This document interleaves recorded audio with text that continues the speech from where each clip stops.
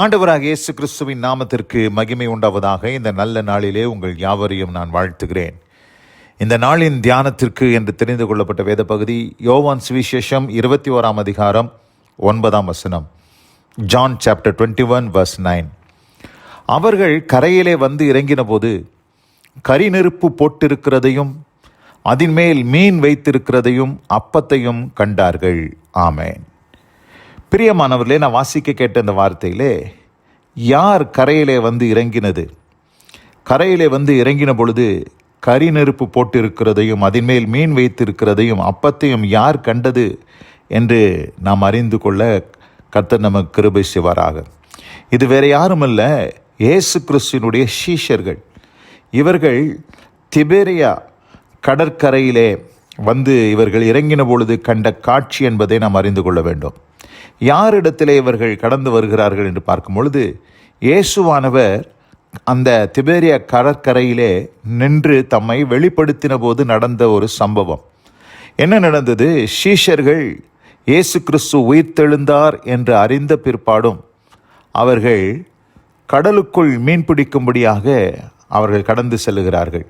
நாம் வாசிக்கும் போது 2ஆம் வசனத்தில் சீமோன் பேதுருவும் திதுமு என்னப்பட்ட தோமாவும் கலிலேயா நாட்டில் உள்ள கானா ஊரனாகிய நாத்தான்வேலும் செபுதேவின் குமாரரும் அவருடைய சீஷரில் வேறு 2 பேரும் கூடியிருக்கும்போது சீமோன் பேதுரு மற்றவர்களை நோக்கி, மீன் பிடிக்கப் போகிறேன் என்றான். அதற்கு அவர்கள், நாங்களும் உம்முடனே கூட வருகிறோம் என்றார்கள். அவர்கள் புறப்பட்டு போய் உடனே படவில் ஏறினார்கள். அந்த ராத்திரியிலே அவர்கள் ஒன்றும் பிடிக்கவில்லை. இரவு முழுக்க இவர்கள் மீன் பிடிப்பதற்கு கடந்து சென்று ஒன்றும் அகப்படவில்லை, ஒன்றும் பிடிக்கவில்லை. இப்படிப்பட்ட ஒரு சூழ்நிலையிலே விடியற்காலமான போது இயேசு கரையிலே நின்றார். அவரை இயேசு என்று சீஷர்கள் அறியாதிருந்தார்கள். இதற்கு முன்னதாக 20ஆம் அதிகாரத்தில் 2 விசை ஆண்டவர் தம்மை வெளிப்படுத்துகிறார். 19ஆம் வசனத்தில் வாரத்தின் 1ஆம் நாளாகிய அன்றைய தினத்திலே சாயங்கால வேளையிலே இயேசுவான ஒரு பூட்டின வீட்டிலே நடுவில் நின்று தம்மை வெளிப்படுத்தினார். 26ஆம் வசனத்தில் மறுபடியும் 8 நாளைக்கு பின்பு அவருடைய சீஷர்கள் வீட்டுக்குள்ளே இருந்தபோது தம்மை வெளிப்படுத்தினார்.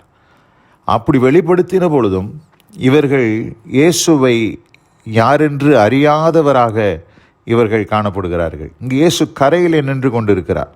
இயேசு அவர்களை நோக்கி, பிள்ளைகளை புசிக்கிறதற்கு ஏதாகிலும் உங்களிடத்தில் உண்டா என்றார். அதற்கு அவர்கள், ஒன்றும் இல்லை. சீஷர்கள் எப்பொழுதுமே பார்த்திங்கன்னா, எப்போ இயேசு கிறிஸ்து எதை கேட்டாலும் ஒன்றுமில்லை என்று சொல்கிற ஒரு அனுபவத்தை உடையவர்களாக இந்த சீஷர்கள் இருந்ததை நாம் ஆதி முதலாகவே அறிந்திருக்கிறோம். நம்முடைய வாழ்க்கையில் கூட அநேக நேரங்களிலே ஆண்டவர் நம்மிடத்தில் அநேக காரியங்களை எதிர்பார்க்கிறார். ஆனால் இந்த எதிர்பார்க்கும் போது இந்த சீஷர்களைப் போல தான் நம்மளும் அநேக நேரங்களில், ஆண்டவரே இது என்னிடத்தில் இல்லை, என்னிடத்தில் அது முடியாது, என்னிடத்தில் இது செய்வதற்கு எனக்கு திராணி இல்லை என்று சொல்லி ஆண்டவரிடத்தில் எப்பொழுதுமே இப்படிப்பட்ட ஒரு பதிலை தான் நாமும் அநேக நேரங்களில் கூறுகிறோம். இந்த இடத்துல சீஷர்கள் ஒன்றுமில்லை என்று சொன்ன பொழுது அவர் இயேசு கிறிஸ்து என்ன சொல்கிறார்? நீங்கள் படவுக்கு வலதுபுறமாக வலையை போடுங்கள், அப்பொழுது உங்களுக்கு அகப்படும் என்றார். அப்படியே அவர்கள் போட்டு திரளான மீன்கள் அகப்பட்டதினால் அதை இழுக்க மாட்டாதிருந்தார்கள். ஆதலால் இயேசுக்கு அன்பாயிருந்த சீஷன் பேதுருவை பார்த்து, அவர் கர்த்தர் என்றான். அவர் கர்த்தர் என்று சீமோன் பேதுரு கேட்டவுடனே தான் வஸ்திரமில்லாதவனாய் இருந்தபடினால் தன் மேற்சட்டையை கட்டி கொண்டு கடலிலே குதித்தான்.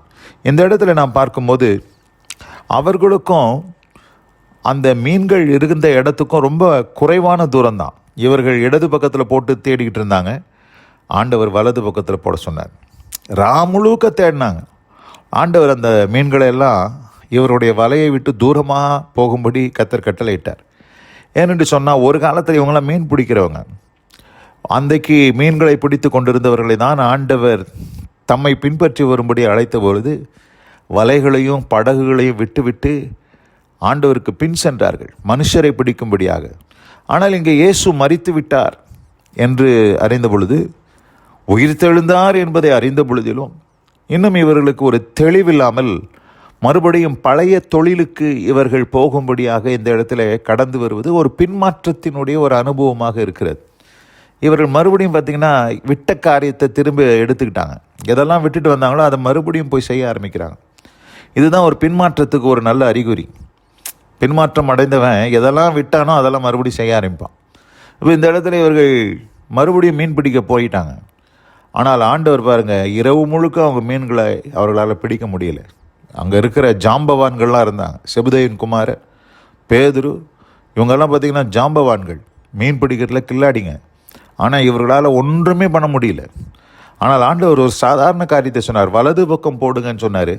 இழுக்க முடியாத அளவுக்கு மீன்கள் அந்த வலையிலே நிறைந்து இருந்ததை கண்டபொழுது தான் அவர் இயேசு என்று யோவான் அறிந்து அங்கே சொல்லுகிறான்.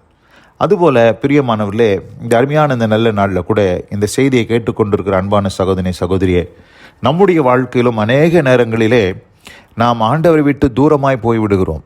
கர்த்தரை விட்டு பின்வாங்கி பழைய காரியங்களுக்கு நாம் திரும்பி விடுகிறோம். ஆனால் ஆண்டவர் பாருங்க நல்லவர். அன்றைக்கு அந்த சீஷர்களை தேடி கடற்கரைக்கு போனதை போல இன்றைக்கு உங்களையும் என்னையும் கர்த்தர் தேடி வந்திருக்கிறார். ஒருவேளை நீங்கள் ஆண்டவர் விட்டு சற்று தூரமாய் போயிருக்கலாம்.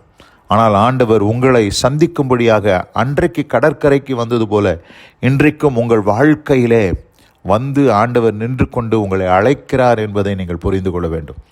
இந்த இடத்துல இவர்கள் அந்த மீன்களை பிடித்தவுடனே அவர்கள் மீன்களை கரையிலே வந்து இறக்கி கொண்டிருந்தார்கள். நம்ம வாசிக்கிறோம், மற்ற சீஷர்கள் கரைக்கு ஏறக்குறைய 200 முழ தூரத்தில் இருந்தபடினால் படவிலிருந்து கொண்டே மீன்களுள்ள வலையை இழுத்து கொண்டு வந்தார்கள். அவர்கள் கரையிலே வந்து இறங்கின போது கரிநெருப்பு போட்டிருக்கிறதையும் அதன் மேல் மீன் வைத்திருக்கிறதையும் அப்பத்தையும் கண்டார்கள். இது என்ன ஆண்டவர் அவர்களுக்கு ஒரு செய்தியை சொல்லுகிறார் என்று சொன்னால், நீங்கள் இவ்வளோ பிரயாசப்பட வேண்டிய அவசியமே இல்லை. உயிர்த்தெழுந்த இயேசு கிறிஸ்து எல்லாவற்றையும் உடையவராக இருக்கிறார். All inclusive Christ. அவருக்குள்ள எல்லா சம்பூரணமும் பரிபூரணமும் அவருக்குள்ள அடங்கி இருக்கிறது. ஏனென்று சொன்னால் கல்வாரி சிலுவையிலே எல்லாவற்றையும் செய்து முடித்தார். முடித்தது மாத்திரமல்ல, உயிர்த்தெழுந்த பொழுது ஒரு மனிதனுக்கு என்னென்னலாம் தேவையோ எல்லாவற்றையும் எல்லா நிறைவையும் உடையவராக தான் இயேசு கிறிஸ்து உயிர்த்தெழுந்தார். அவருக்குள் சகல பரிபூர்ணமும் இருந்தது.